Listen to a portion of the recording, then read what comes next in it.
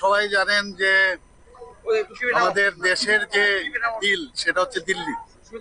সেই দিল্লি আজকে প্রায় 2 ডিকেডের পরে, মানে প্রায় 27 বছর পরে ভারতীয় জনতা পার্টি সরকার সেখানে করতে যাচ্ছে।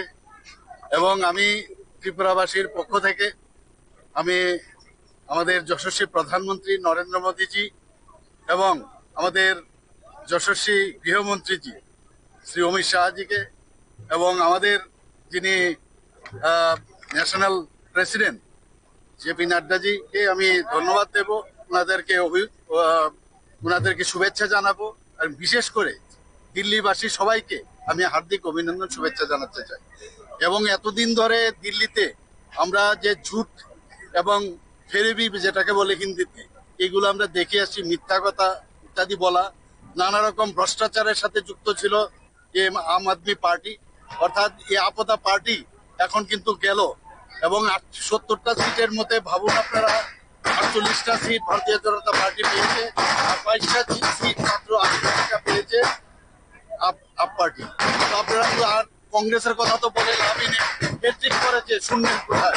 অদ্ভুত এক সিচুয়েশন। এবং এতদিন ধরে একবার বলছে যে হরিয়ানা থেকে নাকি মিশিয়ে জল পাঠাচ্ছে, নানা রকম মিথ্যে কথার আশ্রয় নিয়েছে।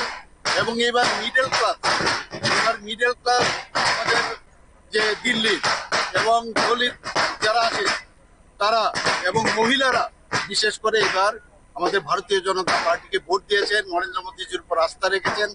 এবং মোদীজি হ্যাঁ সব মুমকিন হ্যাঁ, এই কারণেই এই স্লোগানের উপর ভিত্তি করে আজকে দিল্লিতে আমাদের ভারতীয় জনতা পার্টিকে এত বড় সন্ত্রাসী করে। আমি আবার সমস্ত দিল্লিবাসীকে, আমাদের ভারতীয় জনতা পার্টির কেন্দ্রীয় নেতৃত্ব সবাইকে আমি হার্দিক অভিনন্দন শুভেচ্ছা জানাতে চাই। কি ফলাফল আমি বলবো যে অনেক বছর পর একটা ভালো ফলাফল হয়েছে, প্রত্যাশিত ছিল।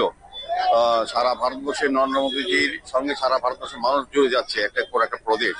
কিন্তু দিল্লির জনগণ অনেকদিন পর তারা বুঝতে পারলো না নরেন্দ্র মোদীর সঙ্গে থাকতে হবে, এই উন্নয়নের সঙ্গে থাকতে হবে। ভারতবর্ষে যে উন্নয়ন চলছে যে ধারাতে, সেই ধারার সঙ্গে তারাও যুক্ত হয়েছেন। এটা একটা বলবো যে প্রত্যাশিত পরিবর্তন। আগে থেকে বোঝা গিয়েছিল যে দিল্লির জনগণ একটা পরিবর্তনের পক্ষে মতদান করবেন। বিশেষ করে কেজরিওয়াল নেতৃত্বে সরকার যেভাবে কাজ করছিল, মানুষ কিন্তু খুশি ছিল না। এবং প্রধানমন্ত্রী নরেন্দ্র মোদীজির গ্রহণযোগ্যতা, ওনার যে কর্মপদ্ধতি এবং সরকার যেভাবে উনি দেশ পরিচালনা করছেন তার প্রতি মানুষ আস্থা রেখেছে। মোদীজির প্রতি সম্পূর্ণভাবে দিল্লির জনগণ অনেক বছর পর আস্থা রেখেছেন। তা আজকে আমরা খুব আনন্দিত। সারা ভারতবর্ষের সঙ্গে আমাদের রাজ্যের, আমাদের শহরের মানুষও খুব গর্বিত যারা বিজেপির সঙ্গে যুক্ত আছে। এবং সাধারণ মানুষ চাইছিলেন যাতে নরেন্দ্র মোদীর সঙ্গে দিল্লিবাসীরা যুক্ত হয়ে যান উন্নয়নের ক্ষেত্রে। দীর্ঘ 26 বছর পর ভারতীয় জনতা পার্টির সরকার প্রতিষ্ঠিত হয়েছে দিল্লির মধ্যে।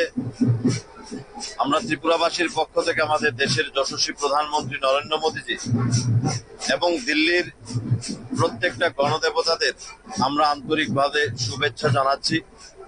2014 থেকে 2025 এই সময়কালের মধ্যে দেশের যশস্বী প্রধানমন্ত্রী নরেন্দ্র মোদীজি দেশের প্রত্যেকটা জনগণের জন্য যে কাজ করেছেন, সে কাজের নিরিখেই দিল্লির প্রত্যেকটা জনগণ মোদীজির উপর ভরসা রেখেছে।